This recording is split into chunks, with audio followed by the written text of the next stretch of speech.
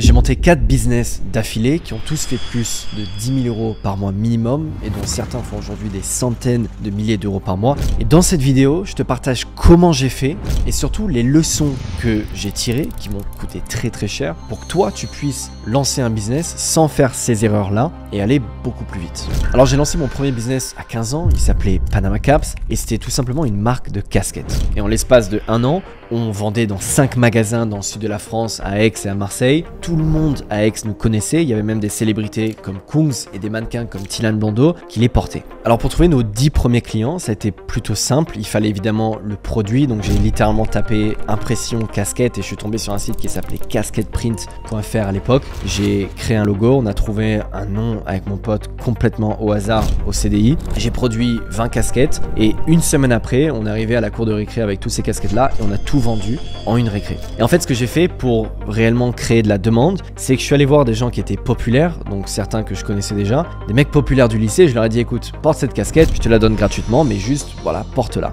Et en fait, vu qu'au lycée, tout le monde a envie d'appartenir au groupe des gens cool, mais ils voyaient les gens populaires porter ça et tout le monde se les arrachait. Et vu qu'on en avait que 20, les gens se disaient ok, ça va exploser, il faut que j'achète le plus rapidement possible. Et au final, on est passé de 20 casquettes la première semaine à 40 la semaine d'après, 100, 200, 300 et à des moments, on vendait des milliers de casquettes par mois. Mais là, on a fait fort, c'est qu'on a tout de suite pensé au principe d'association. Il fallait que nos casquettes soient un symbole de statut dans notre ville. Donc on est allé s'associer avec des boîtes de nuit les plus prisées de la région, notamment le Mistral pour ceux qui connaissent, et on a commencé à organiser des soirées Panama Caps et on offrait 50 casquettes à chaque soirée. Et grâce à ça, on a réussi à faire désirer nos casquettes vraiment à grande échelle. Je m'en rappellerai toujours d'être dans cette boîte de nuit et voir des gens se battre pour essayer d'avoir justement leur casquette, alors que c'était un truc que j'avais créé moi de toutes pièces avec un nom que j'avais trouvé au CDI et un logo que j'avais fait en 10 minutes. Donc les leçons hyper importantes qui toi peuvent vraiment changer ta vie en termes de business, c'est de commencer petit mais d'agir rapidement. Le timing, c'est quelque chose d'hyper important. À l'époque, il y avait personne qui avait lancé de marque, c'était quelque chose de nouveau, donc on a lancé ça et ça a explosé.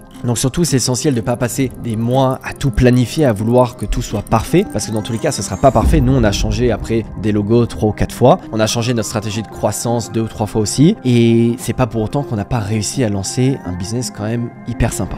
Donc si tu as une idée, lance-toi. Le deuxième point, c'est le pouvoir du branding. Quand tu crées une marque, le branding, c'est ce qu'il y a de plus important. Au final, le produit, c'est pas important. Avec Panama, on a associé nos casquettes à des personnes et des événements populaires, et ça a créé du désir chez les autres sans dépenser des fortunes en marketing. 3. La rentabilité est essentielle. Au final, le business, il a échoué, pas parce qu'on n'arrivait pas à vendre, mais parce que nos marges étaient trop faibles. Nos coûts de production étaient trop élevés et les magasins prennent 50 à 60% de la marge. Donc même si on avait un beau succès en termes de notoriété, c'était pas viable financièrement. Donc la grande leçon, c'est choisir un business qui soit rentable et de savoir exactement combien va te rapporter telle unité de vente que tu vas faire. Donc nous, avec le temps, on avait acheté des machines pour pouvoir personnaliser ces casquettes et on s'est dit, plutôt que de vendre pour notre propre marque, on va fabriquer celle des autres. Parce qu'entre temps, tout le monde a voulu lancer une marque aussi. Ce qui m'amène au deuxième business que j'ai lancé qui s'appelait France Tex. C'était une entreprise de personnalisation textile et à notre apogée, on fabriquait pour la marque de Sosomanes par exemple. Et on bossait avec Sciences Po, Butagaz ou Kedge Business School par exemple. Et on produisait des milliers de pièces par semaine. Donc nos 10 premiers clients, on les a trouvés simplement avec notre petit réseau. Parce que si tu connais juste 500 personnes, et ces 500 personnes, elles connaissent elles aussi 500 personnes différentes, mais rien que ça te fait un réseau potentiel de 25 000 clients. Et nous, vu qu'on était jeunes, qu'on débutait et qu'on offrait un service beaucoup plus personnel que nos concurrents, les grosses boîtes comme Vistaprint, les gens préféraient bosser avec nous et on s'est vite développé. Et c'est une leçon que je peux vraiment partager à tout le monde. Mettez votre ego de côté et textez tout le monde sur votre téléphone. Même quelqu'un à qui vous n'avez pas parlé depuis 5 ans,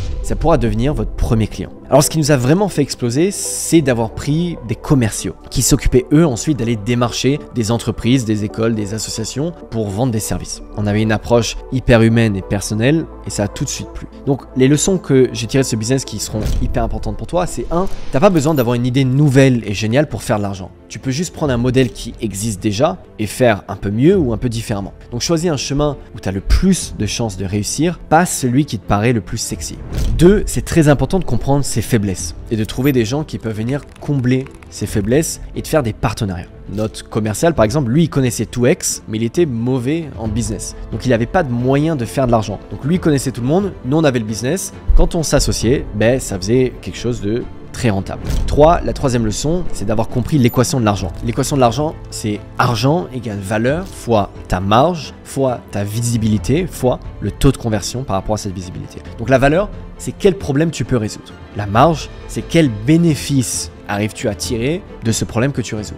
La visibilité, 3, c'est combien de personnes découvrent ton offre chaque jour. Et la conversion, c'est combien de ces personnes-là qui te découvrent achètent ton service. Et si tu arrives à gérer et optimiser chacune de ces composantes, c'est mathématique, tu vas faire de l'argent. Et aujourd'hui, j'ai revendu mes parts de cette boîte. Elle tourne toujours, elle existe toujours. Vous pouvez d'ailleurs aller sur francex.fr. Mais personnellement, j'avais besoin d'un modèle qui soit plus rentable, qui allait pouvoir m'emmener encore plus loin. Et du coup, j'ai compris qu'il me fallait un business qui soit scalable, d'accord, avec des meilleures marges et qui soit surtout en ligne pour que je puisse toucher beaucoup de monde. Et c'est pour ça que je me suis tourné vers le digital. Le troisième business, SoftRiver, c'est ma plus grande boîte, mon plus grand succès. C'est celle qui m'a rendu multimillionnaire à 24 ans et celle qui constitue une grande, voire même une majeure partie de mes revenus aujourd'hui. Et c'est tout simplement une agence de design, une agence de graphisme. Sauf que pour la faire exploser, j'ai développé une philosophie contraire à tous mes concurrents et une méthode, une façon de faire qui était différente que ce qu'on pouvait trouver sur le marché. Je me suis dit que j'allais vendre un service unique avec un prix fixe. Donc je vends des logos, un service dont absolument tout le monde a besoin, c'est une demande qui existe déjà, mais à un prix bien inférieur à ce qu'on peut trouver en France, avec une qualité bien supérieure. Et aujourd'hui, avec ma boîte, on vend plus de 1000 logos par mois, soit entre 30 et 40 par jour, à 200 € l'unité en moyenne. Je te laisse faire les calculs. Les 10 premiers clients, je les ai trouvés tout simplement en parlant de mon service autour de moi. Comme pour FranceTex, j'ai appelé toutes les personnes que j'avais dans mes contacts qui pouvaient potentiellement avoir besoin d'un logo et j'ai très rapidement trouvé mes 2-3 premiers clients. Mais là où j'ai commencé à connaître plus de succès, c'est évidemment en donnant plus. Donc quelques mois après, je suis parti à Londres pour faire des études d'économie. Et là, c'est devenu le hustle absolu. Donc je vous recommande pas de faire ça. Mais moi, j'allais dans tous les bars, les clubs, les restaurants de Londres avec l'objectif de rencontrer des gens. À chaque fois, je me présentais et je disais, je vends des logos. Et c'est une technique qui est pas forcément intelligente. Mais au début, vu que j'avais pas d'argent, que j'avais aucun moyen d'investir, c'était la seule façon pour moi de trouver des clients. Vendre au maximum. Sauf que évidemment, le Covid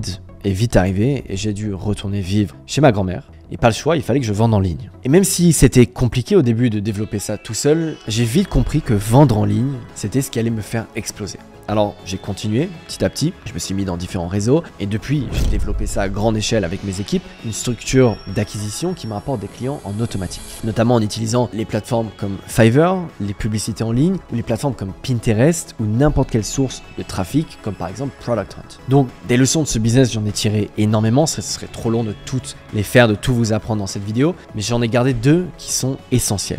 Un, c'est le pouvoir de vendre en masse et de réfléchir en masse. De ne pas se dire comment je vais chercher mon premier client, mais de se dire comment je peux mettre en place un système d'acquisition qui va potentiellement me rapporter 10 clients par mois, 100 clients par mois. Il faut avoir un service qui se démarque réellement et s'assurer que son offre est vue par toujours plus de monde. Il faut réellement tout faire pour avoir le meilleur service au meilleur prix et comprendre exactement à qui tu vends. Et pour pouvoir vendre en masse, il faut avoir un service qui se démarque réellement et s'assurer que son offre est vue par toujours plus de monde. Il faut réellement tout faire pour avoir le meilleur service au meilleur prix et comprendre exactement à qui tu vends. Si tu sais ce dont les gens ont besoin et que tu as fait en sorte d'avoir le meilleur produit ou le meilleur service, ils vont te l'acheter et ils vont en être satisfaits et tu vas devenir riche. 2, ça m'a montré la puissance du digital et qu'aujourd'hui tu peux toucher des dizaines de milliers de personnes chaque jour qui ont potentiellement besoin de ton offre. Et si tu comprends comment toucher ces personnes-là, tu peux faire des millions. Si on reprend notre équation pour faire de l'argent, grâce à des business digitaux, ta marge, ta visibilité et ta conversion sont forcément exponentielles.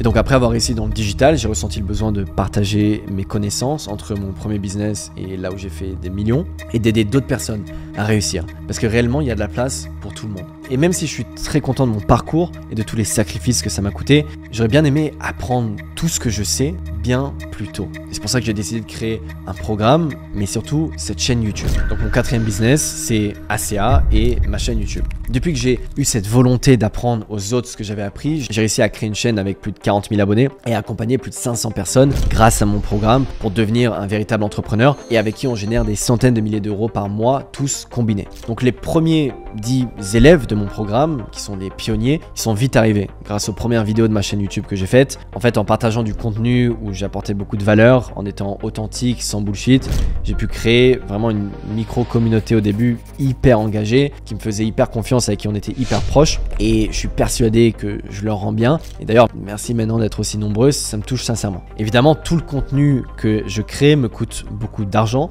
mais je suis là pour ça. Mon objectif, mon désir le plus profond avec cette chaîne YouTube, c'est de redonner un sens à l'entrepreneuriat en France. Mais le vrai entrepreneuriat, celui qui est fondé sur le mérite, sur le travail et le courage. Et malheureusement, l'image du business en ligne aujourd'hui, elle est de plus en plus détériorée par des gens mal intentionnés sur TikTok, sur Insta, avec toujours les mêmes vidéos à Dubaï en Lamborghini qui poussent tout le monde vers des business comme l'OFM ou le trading par exemple. Et mon combat, il est à l'opposé de ça. Avec le contenu que j'essaie de vous proposer, je veux justement éviter que ça vous prenne des années à réussir, mais aussi que vous ne soyez pas dégoûté de l'entrepreneuriat en mettant vos valeurs de côté et en sacrifiant tout de ce qu'il y a de beau dans la vie juste pour faire de l'argent. Moi, je suis fier d'être français et je veux, à mon échelle, essayer d'enclencher une nouvelle ère où la France devient aussi talentueuse que les États-Unis en business, où des centaines, voire des milliers de jeunes ambitieux lancent des vrais business et qui font réellement croître notre génération et qui changent la vie des gens. Mon troisième business, Salt River, c'est celui qui me prend le plus de temps, qui me rapporte le plus d'argent, mais c'est pas celui qui me rend le plus heureux ou le plus